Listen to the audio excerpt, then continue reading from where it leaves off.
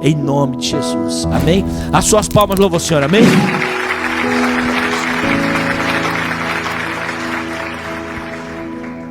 Eu cumprimento os irmãos com a paz do Senhor, amém, queridos? É uma alegria estar convosco mais uma vez. Que Deus em Cristo vos abençoe. Eu sou grato a Deus pelo carinho dos irmãos para com a minha vida, para com a minha casa. Deus abençoe o apóstolo, a bispo, os pastores, o Renan, que nos formulou o convite, né? Embora o apóstolo disse que ele não me conhece, mas a gente se conheceu por telefone. É uma alegria estar com os irmãos, amém? Louvo a Deus pela vida ali da minha esposa, a Cláudia, o Lucas, a Rebeca e a Hanna. Como diz a Cláudia, esse é o meu povo, né? Então eu apareço sozinho para não te assustar, mas na hora que você fala assim, entra pastor, aí eu falo assim, só um minutinho. Aí eu digo assim, pessoal, tá liberado, vem. Aí você vai falar, meu Deus, eu não sabia que vinha tanta gente. Fui pregar em outra ocasião, em outra cidade. O pastor falou, o senhor vem sozinho ou vem com a família? Eu falei, pastor, o senhor me conhece, eu ando com a minha família.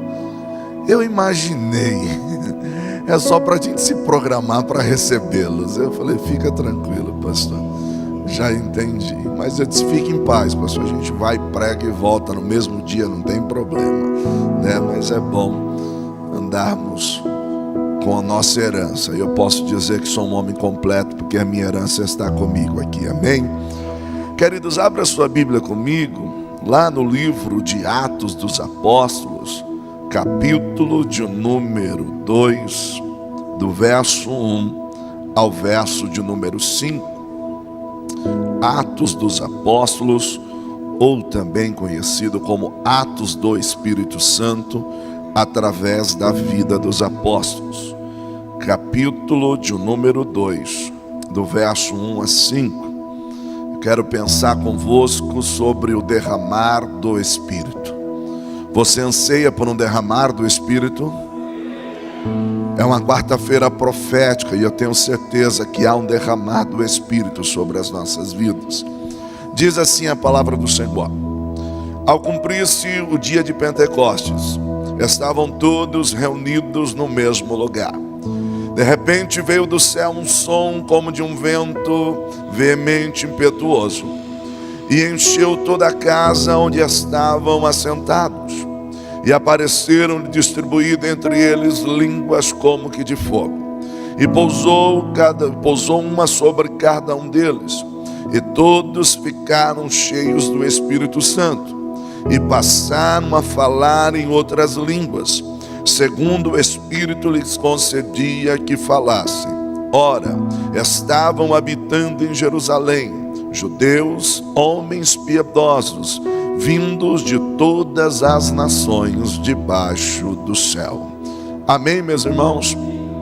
Glória a Deus. Curve sua cabeça, oremos mais uma vez. Soberano Deus, eterno e poderoso, Pai, o teu servo, Pai, já me colocaram em tuas mãos com tanto carinho, juntamente com a tua noiva. Mas agora, após ler a tua palavra, eu peço que o Senhor continue falando conosco, para a glória do teu nome. Amém e amém. Glória a Deus. Queridos, eu disse que queria pensar convosco sobre o derramar do Espírito Santo de Deus. A nível de introdução, eu preciso pensar convosco pelo menos sobre 3 pontos que eu destaco. O primeiro é que o derramar do Espírito foi, sem dúvida, um dos eventos mais significativos na história da igreja. Óbvio que depois da crucificação e ressurreição de Cristo, o derramar do Espírito que acontece no dia de Pentecostes foi um dos eventos aonde causou sobre alguns admiração, sobre outros espanto, curiosidade e por partes de alguns até zombaria. É interessante porque quando nós falamos sobre o derramar do Espírito, não esperem que todos vão ter a mesma reação. existe aquele que vai ficar admirado, tem aquele que vai ficar espantado e curioso. Ué, que é isso? Por que eles estão agindo assim? E tem aqueles que vão zombar. Mas um segundo ponto me chama a atenção, é que quando esse derramar do Espírito veio sobre a igreja, a Bíblia vai dizer que eles estavam reunidos. E é interessante que com o derramar do Espírito, homens simples, mulheres que são simples, pessoas que são simples vão ter a vida transformada, vão ter a vida mudada. Ministérios, propósitos começam a dar sequência na vida de cada um deles. Por que não falar do tão famoso Pedro? Um homem que a gente, quando faz uma leitura do seu perfil, a gente diz que ele é sanguíneo. Alguém que de repente explode, fala o que está pensando. Mas quando o Espírito derrama sobre a vida dele, a Bíblia diz que num pequeno sermão ele abre a boca e quase 3.000 almas aceitam a Cristo. Pergunta: qual escola teológica que o Pedro estudou? Qual escola de profeta ele serviu? Ele estudou aos pés de Gamaliel? Não, mas ele foi impactado pela glória, pelo derramar do Espírito Santo de Deus. Pastor, o senhor está dizendo que não é importante estudar? Não, de modo algum, mas eu estou dizendo que vai fazer a diferença sobre a sua vida é você ser cheio do Espírito Santo. Queridos, o que me chama a atenção, um terceiro ponto a nível de introdução, é que para que esse derramar acontecesse, alguns princípios foram estabelecidos ou algo aconteceu. O derramar era uma promessa de Deus, mas não veio de qualquer maneira. Partiu de alguns princípios que foram observados por eles. E é sobre isso que eu quero pensar com você, tanto que está aqui como quem está em casa nos assistindo. Queridos, embora nós busquemos esse derramar, eu tenho que lhe confessar, não vai vir de qualquer maneira. Embora nós busquemos esse derramar, não vai vir de qualquer jeito. E aí, olhando para o texto, eu quero pensar com você sobre alguns princípios para que nós venhamos provar do derramar do Espírito de Deus. Você quer um derramar do Espírito de Deus? Você busca isso? Então nós vamos olhar para o texto bíblico.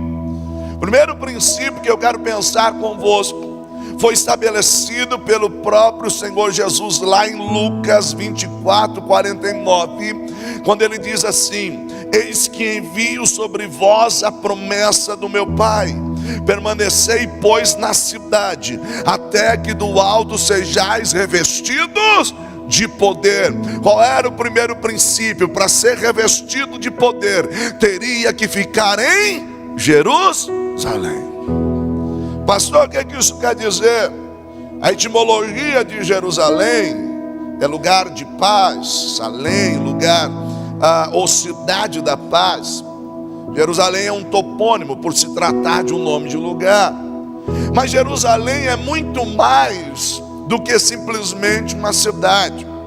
Jerusalém se fala do lugar de adoração. Jerusalém se fala do lugar aonde Deus nos chamou. Jerusalém se fala do lugar pela qual nós somos convocados por Deus.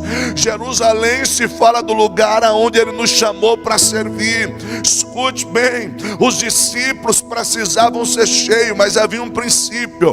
Jesus diz: querido, fica na cidade, fica onde eu te chamei, fica onde tudo começou, fica onde eu te fiz a promessa. Qual é o problema nosso hoje? É o que vai acontecer com 2 discípulos. Por quê? Porque a Bíblia vai dizer que Jesus é preso, e ele não havia enganado ninguém. Ele olhou para o próprio Pedrão na última ceia e disse assim: ó, deixa eu falar um negócio para vocês. Prenderão o pastor e as ovelhas ficarão dispersas. Trocando em miúdos, na linguagem de hoje, assim, o chicote vai estralar. Pedrão olhou, pensou que era, mas não era. De vez em quando isso acontece com a gente. Uma vez num estudo bíblico, alguém disse assim: o Pedro mentiu. Eu disse: mentiu não. Ele achou que era, só que na hora da provação descobriu que não era. Mas olha que lindo, Jesus não desistiu dele. Quando ressuscitou, disse para as mulheres: avisa os discípulos. E Pedro está dizendo assim: fala para ele que eu não esqueci dele, fala para ele que eu não abandonei ele. Ei, eu sei que você tentou e acabou falhando, mas ele está dizendo para você: eu não desisti de você, eu não te abandonei. Alados, Mas existem dois discípulos que na hora que a perseguição vem, na hora que Jesus é preso, na hora que Jesus é crucificado e morto, a Bíblia vai dizer que esses dois discípulos reúnem as suas coisas, pegam talvez tudo aquilo que era a sua expectativa, pegam os seus sonhos e as suas esperanças e decidem sair de Jerusalém. Para onde é que eles estão indo? Estão indo para Emaús. E tipologicamente falando, Emaús se fala de procurar um outro lugar para viver um novo tempo. Por quê? Porque Emaús, a etimologia de Emaús significa águas que saram. Porque Emaús era um lugar de águas termais, era um lugar que tinha uma espécie, de águas quentes, era tido como águas medicinais. Então veja bem, saiu do lugar da promessa porque alguma coisa está dando errado e foi procurar cura em Emaús, mas só vai ser cheio se ficar no lugar da promessa, só vai viver um milagre se ficar no lugar da promessa, só vai provar do derramado do Espírito se ficar onde Deus mandou você ficar. Não, pastor, para viver o derramado do Espírito, eu vivo em qualquer lugar, não precisa ser aqui. Se Deus falou com você, meu filho, é melhor você obedecer. Pastor, o senhor combinou alguma coisa com o apóstolo? Não, você não sabe a briga que eu estava com Deus ali. Jesus, eu queria pregar outra coisa. É que, irmão, lembro-me de uma frase de um mártir da igreja, no auge que Roma perseguia, logo nos primeiros séculos da igreja. E quem estava o levando para forca perguntou para ele assim: qual é o sentimento que você tem? E ele disse assim: não muito diferente das vezes que subia a tribuna para pregar. Você fala assim: por quê? Porque o peso da responsabilidade vem sobre nós e a gente sente aqui, no ventre, aquele frio. Queridos, esses dois discípulos estão indo embora, mas eu disse que Jesus não desiste de nós, não é? Olha eles indo embora. Disse assim: aqui o negócio está feio, aqui a perseguição vai ficar intensa. Esse negócio de Jerusalém é furada. Esse negócio de ficar aguardando aqui, o nosso líder maior morreu. Aí eles estão indo embora. E o texto lá de Lucas vai dizer que eles estão conversando. De repente alguém se aproxima deles e diz assim: o que vocês conversam aí tão empolgado? Um deles é abusado, diz assim: por acaso você é forasteiro? Você não está sabendo o que está acontecendo? Aí Jesus, que era Jesus, já diz assim: não, fala, conta aí, o que é que está pegando? Aí eles começam a dizer: e nós pensávamos que era ele que ia restaurar Israel, mas hoje é já o terceiro dia e nada aconteceu. E eles estão conversando e Jesus ouvindo, eles contando e Jesus ouvindo. Aí um diz assim: se bem que as mulheres disseram que a pedra foi removida, se bem que as mulheres disseram que ele apareceu, mas nós não vimos nada até agora. Olha Jesus do lado deles assim: ô povo duro que demora para entender. Aí Jesus assim: vocês não lembram que ele mesmo falou que era necessário que tudo isso acontecesse, mas depois ele ressuscitaria? Aí a Bíblia diz que Jesus começou a falar desde Moisés e pelos profetas, tudo aquilo que estava escrito tinha que se cumprir. Chegou em Emaús, olha que lindo. Jesus fez de conta, depois tu lê o texto, está lá em Lucas, fez de conta que ia direto. Aí eles disseram assim: fica conosco. já se faz tarde. Lembra daquele hino? Fica, Senhor, já se faz tarde. Tens meu coração para... Eu não lembro bem, né? Faz em mim morada permanente, ó. Fica, Senhor, meu Salvador. Quando eles disseram, fica, Senhor, Jesus entrou. Aí era costume o anfitrião da casa cortar o pão, aquele que recebia. No entanto, eles disseram assim: corta o pão, parte o pão. A Bíblia diz, quando Jesus partiu o pão, os olhos dele se abriram, as escamas caíram. Jesus na hora desapareceu. Aí um olhou para o outro e disse assim: é ele. É ele. Aí o outro diz assim: seu coração não ardia quando pelo caminho ele nos ensinava a palavra? Seu coração não queimava? Aí um olhou para o outro e disse assim: sabe de uma coisa? Vamos voltar para Jerusalém? Vamos. Por quê? Porque lá é o lugar da promessa. É lá que ele vai realizar aquilo que nos prometeu. Ei, se você sair, só vai ter o trabalho de voltar, porque Deus te chamou. É aqui. Alabando que abacé. Pastor, mas eu estou pensando, não, fica onde Deus te mandou ficar. E eu vim aqui para ser profeta sobre a tua vida, querido. É uma quarta profética. Você quer viver, quer provar do derramar do Espírito, fica no lugar aonde Ele te mandou ficar. Mas há ainda um segundo princípio que precisa ser observado. E qual é o segundo princípio? A Bíblia vai dizer que quando Jesus ascende aos céus, e aí a gente já está lá em Atos capítulo 1, Jesus admoestou eles, e agora Jesus vai ascender aos céus. Aí Jesus disse assim: ficai na cidade. No entanto, quando Jesus ascende aos céus, o texto vai dizer que eles vão voltar para onde? Para Jerusalém. Eles estão no monte. Eles voltam para Jerusalém, 1 quilômetro de caminhada. E eles vão para o cenáculo, perseverar em orar, porque promessa se aguarda em oração. Derramamento do Espírito se aguarda em oração.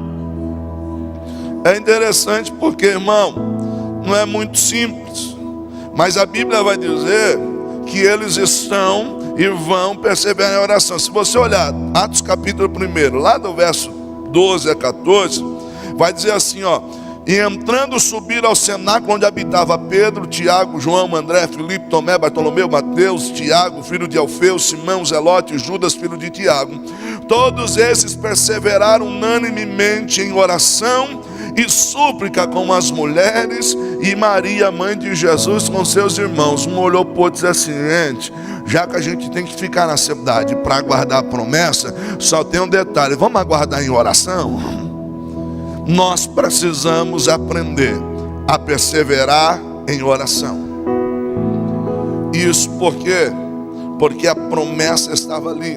O Senhor havia dito para ele em Atos 1, verso 8: mas receberão poder quando descer sobre vós o Espírito Santo, e ser-me-eis testemunhas, primeiro em Jerusalém, Judeia, Samaria, até os confins. Onde é que você começa a ser testemunha? Jerusalém. Onde é que as coisas vão começar a acontecer? Jerusalém. Antes de você ser enviado, tem que passar por Jerusalém. É em Jerusalém que a gente aprende a perseverar em oração. É em Jerusalém que a gente aguarda a promessa. Escute, queridos, o texto vai dizer, lá no verso 14, todos perseveravam unanimemente em oração. A ideia de perseverar, e a palavra perseverar, quer dizer insistir, permanecer, constância. Traz a ideia de tenacidade, ou seja, eu preciso perseverar. E perseverar no grego é ripomone, que quer dizer a paciência triunfante. É aquele que ele está perseverando, ou seja, ele está aguardando, está sendo perseverante, mas ele sabe que vai chegar. Ele sabe que vai se cumprir, pastor, mas está passando o tempo. Mas eu ouvi aqui que enquanto houver terra, vai haver plantio, vai haver colheita. É que tem coisa que a gente colhe um pouco mais rápido, tem árvore que demora um pouco mais, mas que vem. Então persevera em oração. Porque, querido, o texto vai dizer que eles estavam unânimes, ou seja, eles concordavam, eles estavam debaixo do mesmo propósito. E oração é diálogo. Diálogo com quem? Com Deus. Você percebeu que às vezes a gente fala com todo mundo, mas na hora de falar com Deus a gente diz assim: não tenho palavras. Sabe por que você não tem mais palavras? Porque você já gastou desabafando na internet, como foi dito aqui. A gente põe até os emojis. Hoje eu não estou bem. Aí põe um emoji lá de carinha de choro. Você já pensou se você colocasse essas frases aos pés daquele que pode resolver o teu problema? Você já parou para pensar se tudo aquilo que você desabafa com A, com B e com C, você colocasse aos pés dele?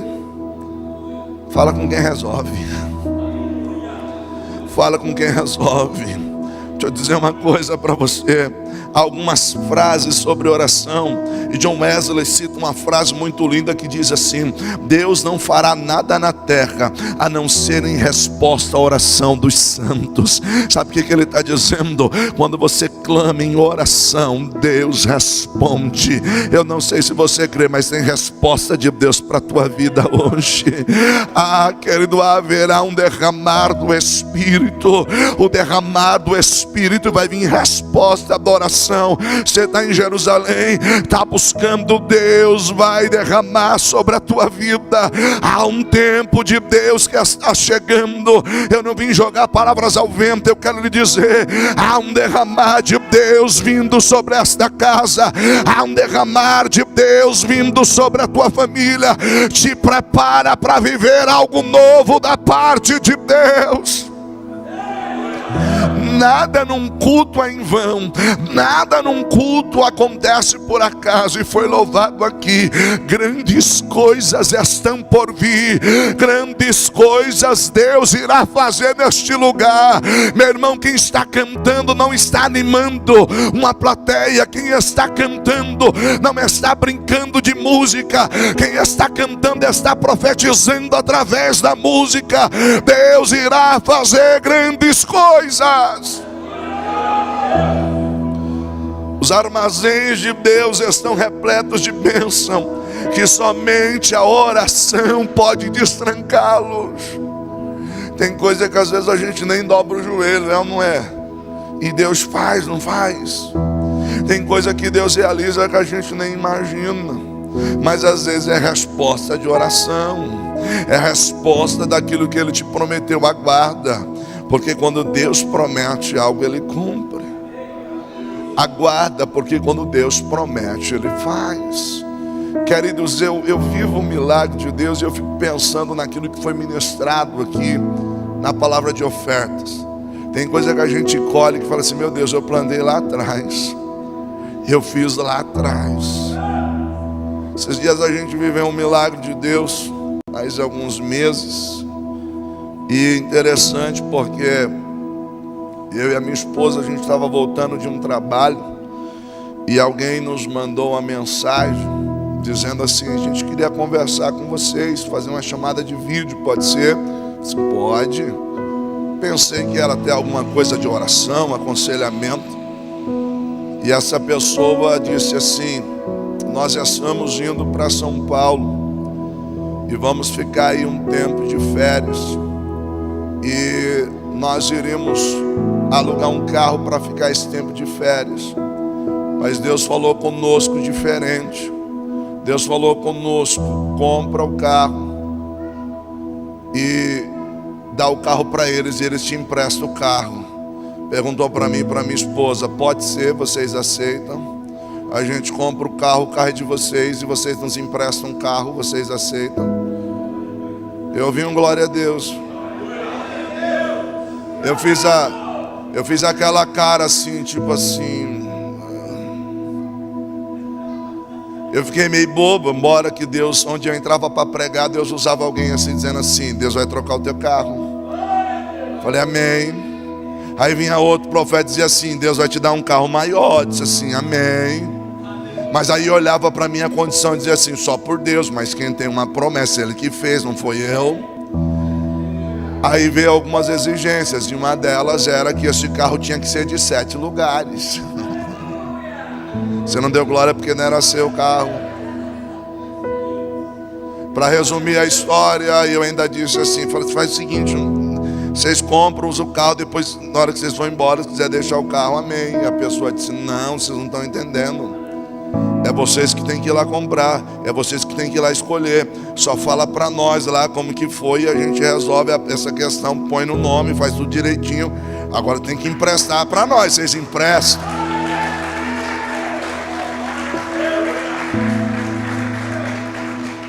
Eu estou dizendo que a promessa às vezes ela vem, você não sabe que hora, que momento, mas ela chega.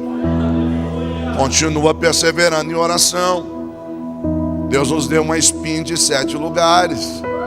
2020, Active 7. É interessante porque quando eu voltei com o carro para casa, eu entrei em casa e eu lembrei que há 5 anos atrás eu tinha pregado num congresso e alguém me deu uma lembrancinha do congresso e disse assim: pastor, isso aqui é uma lembrancinha num chaveiro da Chevrolet, e quem me deu disse assim: pastor, essa é uma lembrança para quando Deus der a spin do senhor.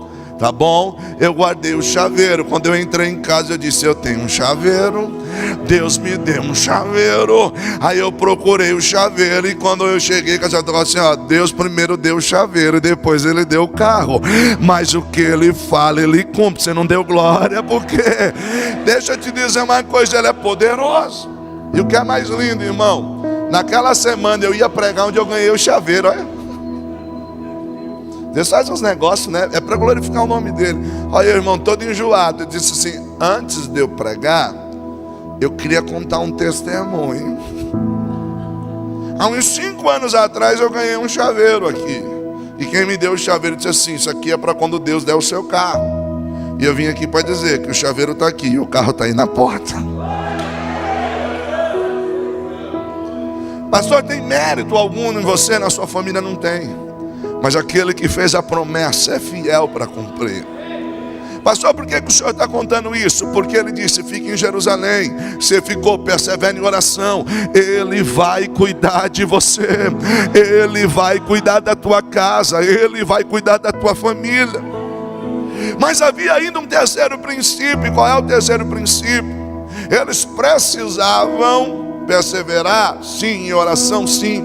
Mas algo que havia dentro da igreja primitiva, que era a sua marca, eles tinham unidade.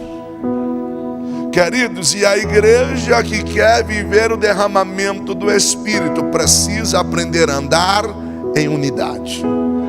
Se você olhar capítulo 2 de Atos, verso 1, diz assim: cumprindo-se o dia de Pentecostes, estavam todos reunidos no mesmo lugar. Mas deixa eu lhe dizer uma coisa: unidade não é apenas uma união física. Unidade, a base da unidade é o amor. Por quê? Porque o apóstolo Paulo diz para nós o seguinte: tolerai uns aos outros em... Então unidade não é apenas união física, mas é união física, uma união emocional e uma união espiritual para viver um propósito. Então a igreja estava unida fisicamente, porque estavam no cenáculo, mas estavam unidos emocionalmente, porque você vai ver que o texto vai dizer que em cada alma havia temor, e o que um tinha não era propriamente seu, ele usava para abençoar o outro. E eles estavam unidos espiritualmente. Isso é unidade. Queridos, é impressionante, porque a gente vive uma época que nós somos fragmentados dentro de um próprio corpo. E aí, eu até brinco, né? Tem lugares, tem comunidades de fé que tem o grupo tal, o grupo tal, o grupo tal, e até é normal. Há o ministério de mulheres, e aí às vezes o evento é de quem? Ah não, hoje é só o evento lá dos homens. Aí a mulher não vai, não é que seja fechado só para hoje é dos jovens, então não vou. Aí, hoje é, né, dependendo é da terceira idade. Aí a moçada diz assim, eu vou fazer o que lá? Eu nem conheço os hinos, querido, mas quando a igreja está em unidade, é diferente. Quem está à frente do trabalho hoje? É o Ministério de Mulheres, mas nós vamos lá para ficar intercedendo. Que é o Ministério Infantil, mas nós vamos lá para dar um apoio. É o Ministério de Homens, mas nós estamos juntos. Por quê? Porque nós fazemos parte de um mesmo corpo. Nós andamos em unidade. Tem lugar por aí que o irmão não compra nem na cantina do outro grupo. Quem é que está vendendo? Isso é a cantina dos irmãos. Não, vou comprar só quando for das irmãs. Nós fazemos parte de um corpo. Nós estamos em unidade. Querido, você sabia que quando se está em unidade, a igreja avança, a igreja cresce, o Espírito Santo encontra espaço para agir. Eu fico pensando o que faz aquele grande relógio lá de Londres, Big Ben, funcionar com precisão. Quem vê os ponteiros girando não imagina que dentro da casa de máquina há uma sinergia fora de série. Por quê? Porque a engrenagem maior não é melhor do que a média. A maior só gira porque a média está acoplada a ela. Mas aí a média não é nada se a pequenininha não estiver girando aqui embaixo. Aí tem um outro ponteiro. Sabe o que é isso? É cada um fazendo a sua parte, mas trabalhando em unidade. É cada um fazendo a sua parte, mas tolerando em amor. É cada um fazendo a sua parte e fazendo o melhor para Deus. Querido, deixa eu lhe dizer, quando essa igreja menos espera, o derramar de Deus começa a acontecer. Nós precisamos aprender a andar em unidade. Quem é que dirige o culto? Não sei, irmão. Nós somos um corpo, eu vou lá para adorar a Deus. Quem é que vai pregar hoje? Eu não sei, irmão. Nós vamos lá para estar junto a adorar a Deus. Quem é que vai ministrar o louvor hoje? Eu não sei, querido. Nós somos em unidade. Nós vamos lá para adorar a Deus. A gente precisa parar com esse negócio de escolher culto que vai. Quem é que está na frente? Fulano não gosta muito dele. Não, então não vou não. Então você não está em unidade. Tem que aprender a andar em unidade. E é interessante que um quarto fator é determinante, um princípio determinante sobre a vida da igreja no derramar do Espírito, que o texto vai dizer que é de repente. E esse fator do de repente expressa algo que é inesperado. O fator do de repente expressa algo que é de súbito, mas ao mesmo tempo com força. Só que o de repente vai falar de algo que não está no controle do homem. Por que foi de repente? Porque foi Deus que mandou. É de repente, mas eu espero. Parece um paradoxo, né? É de repente, mas eu espero por isso. Você foi surpreendido? Não, eu fui surpreendido porque foi de repente, mas que eu estava perseverando, aguardando isso acontecer. Eu estava. Então a igreja está perseverando.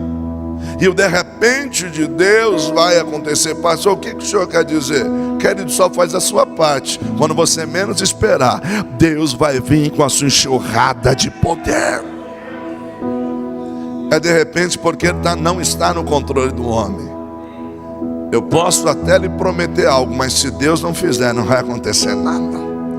Eu posso até fazer aquela propaganda, né? Vem porque o negócio vai ser forte. Mas se ele não fizer, não acontece nada. De repente não está na minha mão, está na mão dele.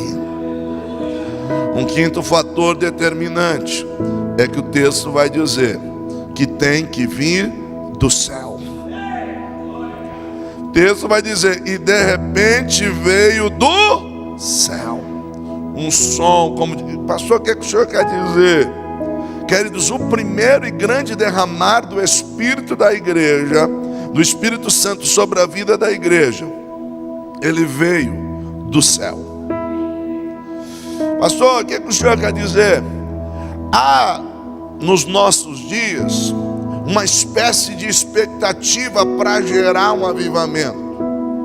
E eu não sou tolo, eu não desprezo os métodos. Os métodos têm a sua importância, os métodos têm o seu tempo e o seu espaço. Mas um orador, por nome Embibode, do século 17 ou 16, ele diz: Deus unge homens, não unge métodos. Os homens estão à procura de métodos e Deus está à procura de homens. Pastor, o que o senhor quer dizer? Deus vai te usar dentro do método? Vai, mas antes do método, entenda, é você que Ele quer encher. É você que Ele quer transbordar da água do Espírito de Deus. E o texto diz que veio do céu um som como um vento veemente, impetuoso. Veio do céu. O que você espera vai vir do céu. O que você aguarda vai vir do céu. A resposta é do céu. O avivamento vai vir do céu.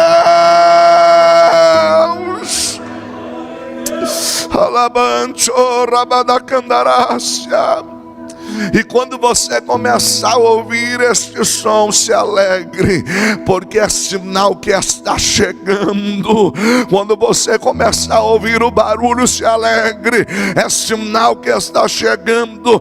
Então aguce os teus ouvidos, porque a palavra diz: quem tem ouvidos, ouça o que o Espírito diz às igrejas. Eu não vim brincar de ser pregador. Há um tempo que está chegando sobre essa igreja. Um tempo de Deus está chegando. Prepara os teus ouvidos para ouvir o som do céu. Você precisa estar na casa, mas precisa estar apercebido. Irmão, é lindo quando a gente tem a sensibilidade do Espírito. E às vezes você está num ambiente e você começa a dizer assim: Deus quer fazer alguma coisa aqui. O Espírito Santo quer fazer algo aqui. Então ouça o que o Espírito diz e prepara-te para viver um tempo do derramar do Espírito. A igreja se aproxima do seu tempo final sobre esta terra. Independente de você ser pré-milenista, pós-milenista, pré-tribulacionista, mid-tribulacionista, pouco importa. Ele está voltando. As nossas diferenças somem em saber que Ele está voltando. E Ele vai vir buscar uma noiva adornada, avivada, cheia da presença do teu Espírito. Ele quer adornar a sua noiva com os dons, com o fruto do seu Espírito. Ele não vai vir buscar uma menina, mas vai vir buscar uma noiva. E essa noiva precisa estar preparada. Sinta essa presença no meio da igreja.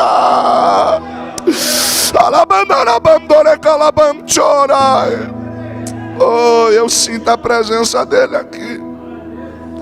Eu não sei se você sente aí, mas eu sinto a presença dele aqui. Há uma presença gloriosa. Um sexto princípio importante dentro do derramar do Espírito. Estou encerrando, fique tranquilo. São só 120 só. Brincadeira, peca não, quase que você peca. Você estava na graça, na hora que falou que era 120, você, meu Deus, murmurou, peca não. Um sexto princípio sobre o derramar do Espírito é que esse derramar tem um som para ouvir, um cenário para ver e um milagre para experimentar. Tem um som para ouvir, veio do céu. Um cenário para ver, foram vistas por eles línguas repartidas como que de fogo, que repousou sobre cada um deles. E um milagre para experimentar, porque quando repousou sobre eles, eles começaram a provar de algo que não provavam antes. Pastor, o que o senhor quer dizer? Esse derramar tem que fazer parte da sua vida. Deus não quer que você só ouça o som. Tem hora que a gente vem para cá e ouve esse barulho de glória, esse som. Porque, irmão, vou dizer uma coisa: se você é espiritual, e eu sei que você é, você identifica o ruído da terra e o barulho do céu. O barulho do céu é diferente, irmão. Eu ando bastante, irmão. Eu ando bastante. Então, tem hora que você fica com o olho aberto, outro fechado, dizendo assim: Jesus, não deixa o pecado acontecer ou não, Jesus. Me dá sabedoria, me dá discernimento. Mas você sabe quando o barulho é do céu, quando o som é do céu, e quando não passa de ruído da terra. Ruído da terra não transforma, ruído da terra não liberta, ruído da terra não muda.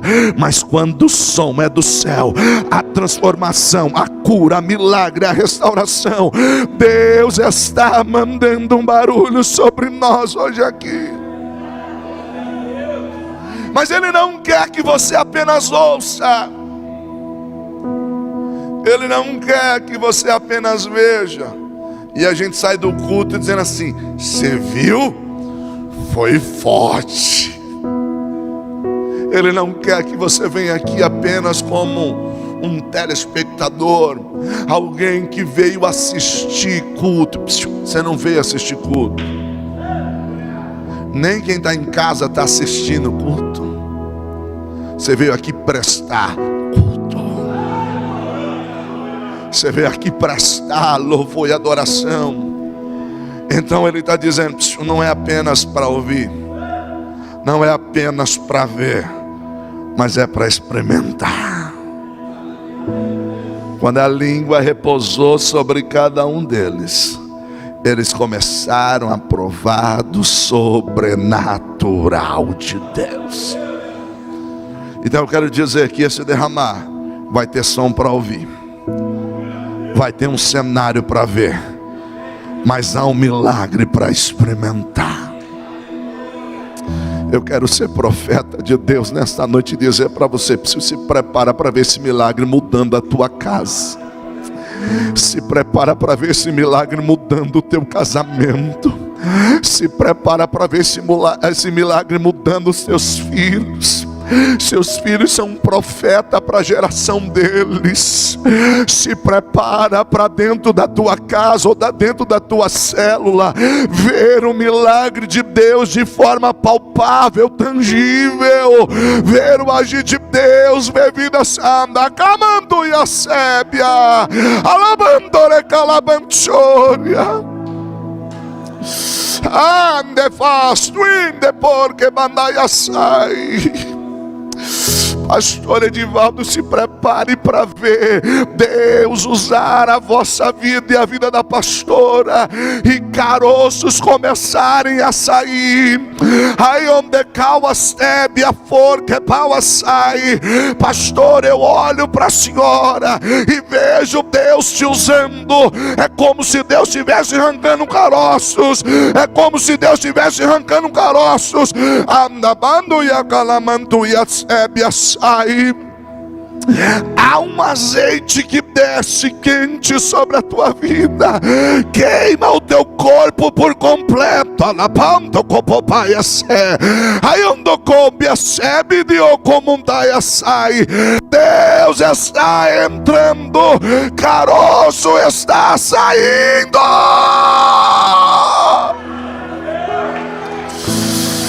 Alabando que a sé.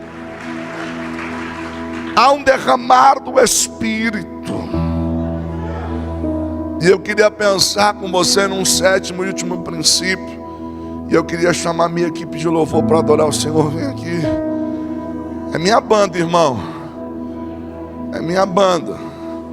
Eu estou fazendo inscrição para ser o vocalista. Vamos ver se eu passo na audição. Mas deixa eu falar para você um sétimo e último princípio. O texto vai dizer assim, verso 2: e de repente veio do céu um som como de um vento veemente e impetuoso, e encheu toda a casa em que estavam assentados. Pastor, qual é o sétimo princípio do derramar do Espírito? É que veio sobre todos que estavam na casa. O que é que o Senhor quer dizer? Vai vir sobre todos.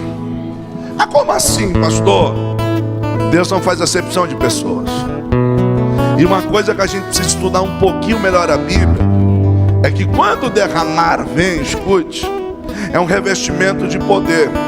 É óbvio que no meio pentecostal a gente entende o falar em línguas como evidência desse revestimento de poder. Mas deixa eu lhe dizer uma coisa, quando você lê lá em Coríntios, quando o apóstolo Paulo fala dos dons espirituais, ele vai dizer assim: a um é dado pelo mesmo Espírito a palavra de sabedoria, a outro é dado pelo mesmo Espírito a palavra de conhecimento, a outro é dado pelo mesmo Espírito falar em outras línguas, a outro é dado interpretação de línguas, curas, sinais, maravilhas, porque Deus é que opera tudo em todos pelo seu Espírito. O Espírito de Deus está aqui. Vamos ficar de pé para adorar o Senhor. Vamos ficar de pé para adorar o Senhor. Oh, aleluia. Oh, Ele é poderoso, Ele está aqui. Aleluia.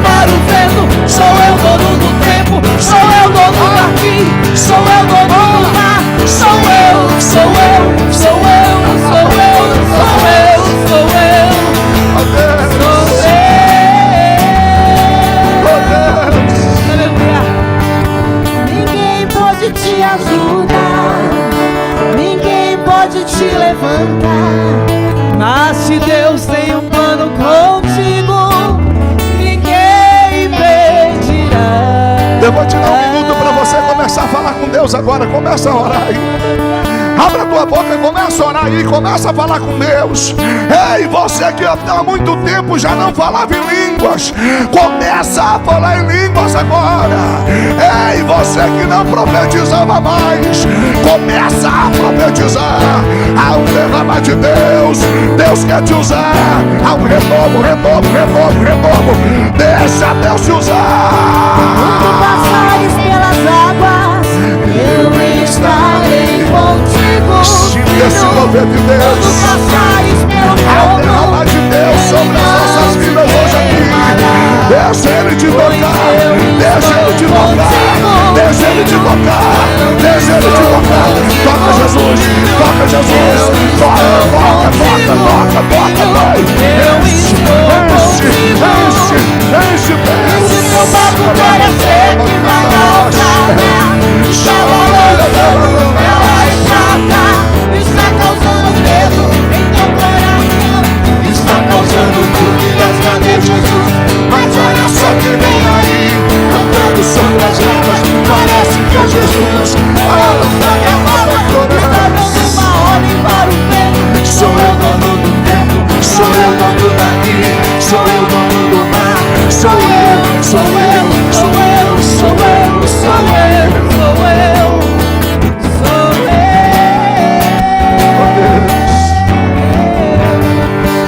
Ninguém pode te ajudar, ninguém pode te levantar, mas se Deus tem um plano contigo, ninguém impedirá. querido. Eu vou encerrar porque as horas foram.